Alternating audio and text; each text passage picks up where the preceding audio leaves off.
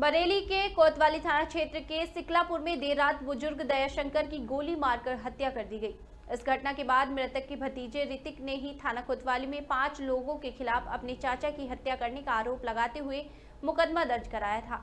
हालांकि पुलिस की गहन जांच में ये पूरा मामला पलट गया। पुलिस जांच में सामने आया कि दयाशंकर की हत्या किसी और ने नहीं बल्कि उनके अपने भतीजे ऋतिक ने ही की थी।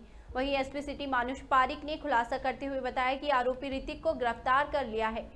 पुलिस पूछताछ के दौरान ऋतिक ने अपना जुर्म कबूल कर लिया है। उसने बताया कि उसने चाचा दयाशंकर का कोई वारिस नहीं था और उसे डर था कि उसके चाचा अपनी संपत्ति किसी और के नाम कर सकते हैं।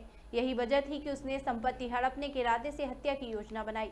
साथ ही ऋतिक ने यह भी बताया कि उसने चाचा उसकी पत्नी पर गलत नजर रखते थे, जिससे वे पहले से ही नाराज था। इसी वजह से गुस्से और लालच में आकर उसने अपने ही चाचा की गोली मारकर हत्या कर दी। दिनांक 17 मार्च 2025 को थाना कोतवाली में एक व्यक्ति जिसका नाम ऋतिक है, उसने एक तहरीर दी कि उसके सगे चाचा को किसी ने गोली मार दी और इसने नामजद तहरीर दी थी और अपने ही 5 साथियों का नाम उसने उस तहरीर में दिया था कि वो लोग आए और रात को उन्होंने गोली मारकर उनके चाचा, जिनका नाम दयाशंकर था, उनकी हत्या कर दी। इसमें जब मौके पर पहुंचा गया और सूचना मिलने पर और जब जांच की गई तो इसमें ये सामने आया कि जो वादी मुकदमा था, जिसका नाम ऋतिक है, वह खुद ही इसके अंदर अक्यूज्ड है और उसने ही ये हत्या कारित की। तो इसका जो कारण था, पूछताछ में ये सामने आया कि जो इसके चाचा हैं, इनके वारिस कोई नहीं है और इनके पास में थोड़ी संपत्ति थी, जिस संपत्ति को लेके इस व्यक्ति को यह आशंका थी कि ये संपत्ति किसी को बेच देंगे और इसे कुछ नहीं मिलेगा इस संपत्ति में। यह सोचकर ऋतिक ने अपने ही सगे चाचा की हत्या कर दी कि वो संपत्ति उसको मिल जाएगी।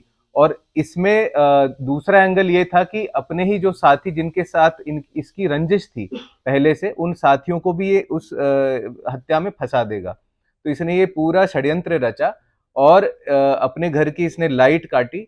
लाइट काटने के बाद ये एंटर हुआ और इसने 2 शॉट तमंचे से फायर किए अपने चाचा के ऊपर। उसकी ऑन द स्पॉट उसकी डेथ हो गई और बाहर आके इसने वापस बिजली का तार जोड़ दिया। इस प्रकरण में जो ये वादी मुकदमा है, जो हमारा इसमें हत्यारा है, इसको गिरफ्तार कर लिया गया है और इसके पास से एक तमंचा, कुछ खोखे और जो पेचकस और प्लास इसने यूज करे थे बिजली काटने के दौरान, वह भी बरामद किए गए हैं और इसे आज दिनांक 18 मार्च 2025 को न्यायिक हिरासत में भेजा जा रहा है।